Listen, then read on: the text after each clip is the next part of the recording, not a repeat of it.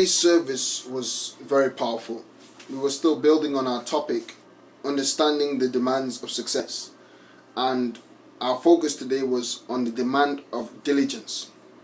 Diligence could also mean hard work, simply giving our best to whatever task we find ourselves in. Are you a student? You're giving yourself wholly and you're giving your best to the task in front of you, your exams and your studies. Do you own your own business? You're committed. Do you work within a company? You're committed. And ultimately, we learned today that, it's not just work in itself. We have to work to learn. Working to earn makes a worker, as the pastor explained, whereas working to learn makes a leader. We have to strive to find out the better way to do it every single day. We have to program ourselves to be diligent and work hard to improve upon the process. The bishop actually was making reference to the church auditorium, which seats over 50,000 people. Now, he said this 50,000 seater capacity church didn't just arrive, it didn't just land. He was diligently, daily, finding out how to do it until he finally reached the destination. And what I personally took from this is, yes, we all have a glorious future, a glorious destiny. God has great plans for our lives. But unless we work towards it, unless we take steps, unless we take responsibility, it won't happen. And I personally, a lot of words that came in today's service, hit me personally. And, I can't just wish to be great. You can't just wish and wait. You have to work towards it. There's a platform. He used a great example about a platform.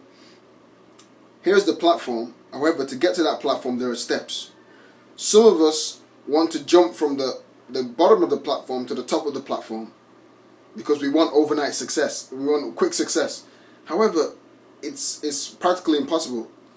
The only way to get to that platform is to engage the relevant steps.